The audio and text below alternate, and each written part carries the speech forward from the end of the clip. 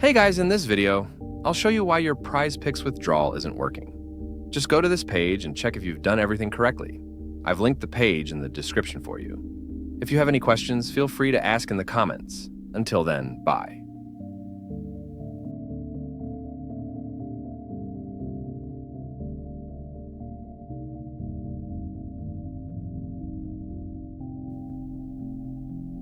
If you need a secret code, go to this video, but be quick.